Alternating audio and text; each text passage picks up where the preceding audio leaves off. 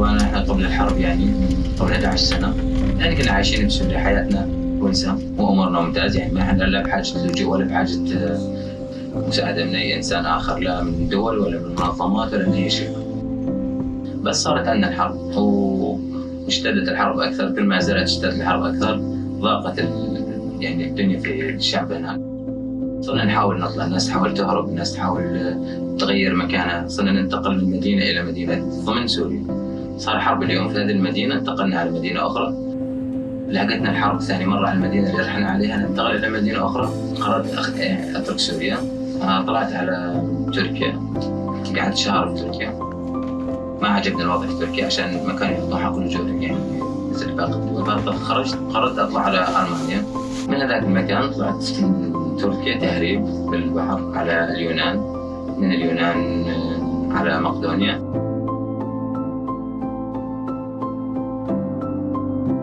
بعدين على صربيا أتوقع، بعدين طلعت على، كنت ناوي أدخل هنغاريا صراحة، بس الجيش الهنغاري ما سمح لنا وسكر حدود طريقنا وضرب علينا قنابل مسيلة دموع وسكر منعونا، فرجعنا من كرواتيا من هنغاريا على كرواتيا.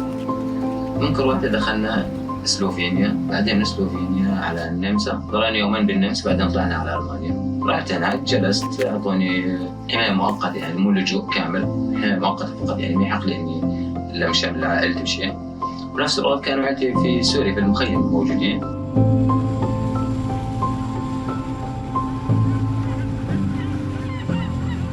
حاولت أطلعهم، حاولت أطلع من المخيم أو أطلعهم على تركيا، كانت صعبة الأمور عشان الكل يطلب منك فلوس عشان أطلع. أنا ما كان عندي حق أعمل بألمانيا لأني كنت جديد في ألمانيا. عملت في ألمانيا وعملت اشتغلت حتى جمعت فلوس. طلعت أهلي من المدينة اللي هم فيها، من مدينة دير الزور طبعا، اتجاه مدينة حدودية على تركيا.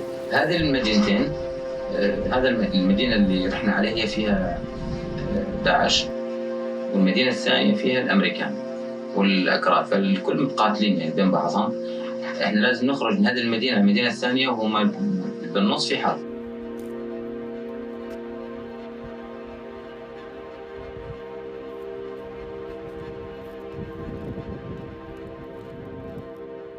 هم قدرنا نطلع، أخذوا عائلة الأمريكان وحطوهم بالمخيم، سلموهم من الأكراد. طبعا أنا حاب أطلع عائلتي من المخيم عشان أطلع من تركيا، أنا مو هدفي أروح على المخيم. حاولت أطلعهم، صعب إنه يطلعوا، اتصلت على أصدقاء في سوريا وكذا اتصالات، المهم دلوني على واحد بالجيش الكردي إنه يأخذ فلوس ويطلع العائلة من المخيم. هم اتصلت فيه، الرجال طلب مني 6500 يورو، بس أنا صراحة أعطيته وقتها 6400 يورو، ما كان معي 6500 يورو. أرسلت له فلوس، طلع عائلتي من المخيم، بس عبارة يطلع من الباب يعني، بس يعني أمتار يعني 2 أو 3 أمتار، بس يطلع من الداخل للخارج بس. المهم خرجوا، اتجهوا للحدود التركية. الحدود التركية المهربين اللي داخل سوريا أخذوا تقريبا 1000 و 1900 دولار أتوقع. لما دخلوهم الحدود التركية، المهربين اللي داخل تركيا أخذوا أيضاً 1900 دولار. كانت صعبة كثير الطلع بيامها، تسكر الحدود.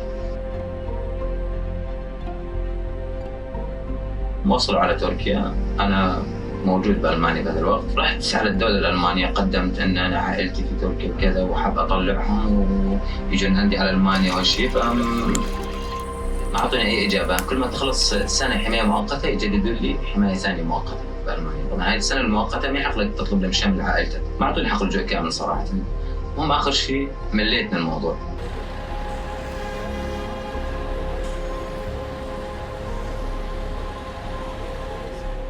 حملت حالي ورجعت تهريب بالطيارة. في أوروبا سهل التهريب حتى في الطيران، مفتوحة أوروبا ما في أي قانون صراحة. المهم خرجت بالطيارة تهريب من ألمانيا على اليونان، ومن اليونان رحت تهريب على تركيا. قعدت في تركيا شهر، يمكن شهر مع عائلتي، بس ما أعطوني حماية. تركيا فوراً تأخروا لي يمكن 7 أشهر حتى أعطوني حماية، عفواً حماية مؤقتة مو لجوء يعني. ما هم بتركيا ما يعطون حق لجوء كامل، لا يعطونا حق لجوء كامل، لكن طلعنا من تركيا ومشينا بحق اللجوء. لكن هم مثل في تركيا نفس السجن، نفس الحبس، يعني معطينا حمايه مؤقته ما يحق لك شيء. يعني حتى تخيل انا حبيت اروح يعني اسحب اي في بلد في بلدان العالم، اي بلد يحق لي اعطيك بطاقه بنك مثلا، ففي تركيا ما اعطوني إياها عشان ما في، يطلب مني باسبور سفر. الباسبور طيب انا كيف اجيب لك الباسبور وانا داخل بلادك تهريب اصلا؟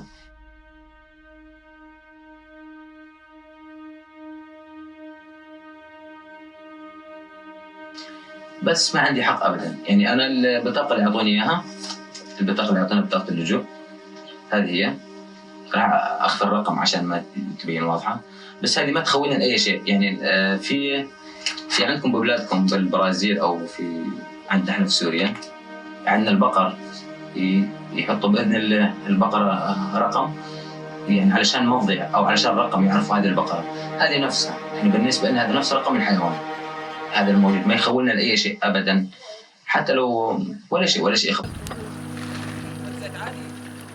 ايه زيت عادي. لو رحت عندهم تقلب الدنيا جحيم عندهم، يعني يحتقروك يسمعوك كلام. حتى انا في المانيا سمعت هذا الكلام اكثر مره، يعني وانا ماشي في الطريق تعرضت يعني يرموا علي قناني الخمر في الشارع وانا ماشي، ما له علاقه بحد. احيانا يزتوا علينا منشورات مكتوب فيها باللغه الالمانيه طبعا، مكتوب فيها ان احنا فاهمين انتم ليش جايين، عارفين انتم ليش جايين على المانيا، انتم جايين عشان تسرقوا فلوسنا، انتم جايين عشان تسرقوا العمل، وهذه خطه الحراميه السارقين، يعني امشوا من بلادنا وغادرون وهذا الكلام.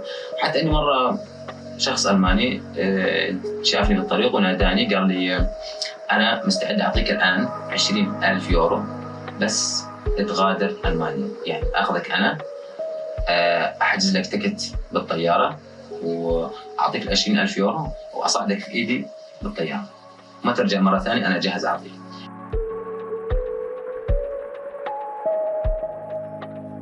يعني لازم، يعني هم يدعون حقوق الانسان وحقوق الانسان، طيب انت لما تدعي في حقوق الانسان ليش لازم 20 مليون سوري يخضعون غصبا عنهم للاراده اللي انتم تريدونها، ان احنا نخضع لكم ما نعرفكم ابدا، بس لما انتم واحد منكم في الغرب يعني اذا اضرب واحد من الغرب كف راح تتدخل فيه سفارات، راح يتدخل فيها انتربول، راح يتدخل فيها كوماندوس، راح يتدخل فيها اشياء خطيره جدا.